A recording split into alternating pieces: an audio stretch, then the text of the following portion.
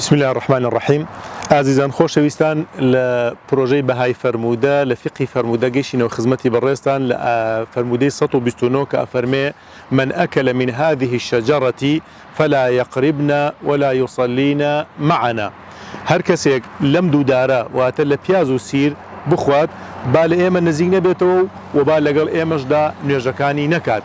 لە فقهێن فەرمودەیەدا کۆمەڵەشتمان بۆ دەردەکەوی یەکەم ئەسڵ لە مرۆڤایەتیدا لێک نزیک بوونەوەیە نەک لێک دووربوونەوە، بۆیە هەر شتێ ببێتە مای لێ دووربوونەوە ئەوە لە پەیامی ئیسلامە ڕێگەگیراوە و بە حرام دانراوە. فقهی دووهەم حرامێتی هەر شتێک کە دوورکەوتنەوە بکات سیرەکەی هەر شتێکە حرامە ئیلا حکمەتێکی هەیە. حکمەتی ئەم خواردنی پیاز و سیر حکمەتەکەی ئەوەیە کە من لە تۆ دوورە خاتەوە، من لە تۆ بێزارەکە، حەز بە نزیک یەکتری ناکەین کە ئەمەش لە ڕاستیە پێچەوانی ئەسڵی مرۆڤایەتیە، بۆیە حرامە. خاڵی سێهەم لە فقی فەرموودا هۆکارێکی سەرەکی و نزیک بوونەوەی ئینسانەکان لە یەکتری نوێژی جەماعەتە.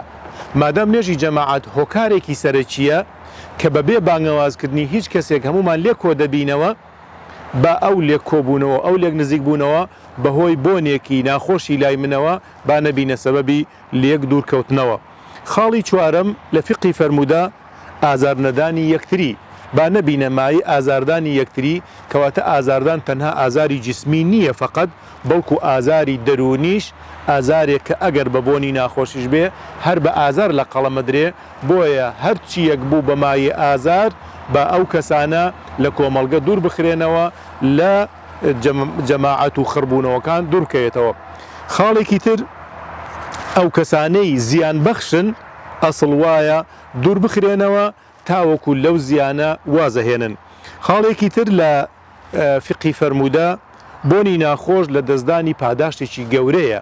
هەر کاتێک کە بۆنێکی ناخۆش لە تۆ دەرەکەوێ ئەبێتە مایەی لە دەستدانی پاداشتێکی گەورە. ئەگەر بەشداری جەماعەتەکەش بکەی ئەبیتە مایەی زەحمەت، کە بوویتە مایەی زەحمەت ئەجرەکە لە دەست دەچێت.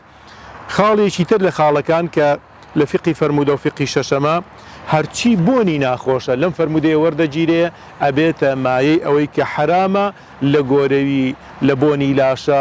لە کاتێکە تۆ لە ئیش و کار دەیتەوە بۆنی لاشت دەیە، جلەکانت بۆنی دێ، لەوانەیە لە ئیشێکی لە سەنعەتێکەوە بێی لاشت بۆنی هەیە، مەچۆرە ناو مەجلیسێکەوە، مەچۆرە ناو بەتابەتی نوێژی جەماعەتەوە، با نەبی بە مای ئازار بۆ کەسەکانی تر. بۆیە ئەم کۆمەڵە فقە لەو فەرمودەیەوە هەر کەسێ سیر و پیازی خوارد و هەر بۆنێکی ناخۆشی هەبوو با نەچێتە ناو مەجلیسەکانەوە، با نەبێتە مای ئازاری خەڵکی، و نەبێتە مای دڵگرانی خەڵکی. خی گەورە هەموو لایەکمان تەوفیق دا. والسلام عليكم ورحمة الله وبركاته.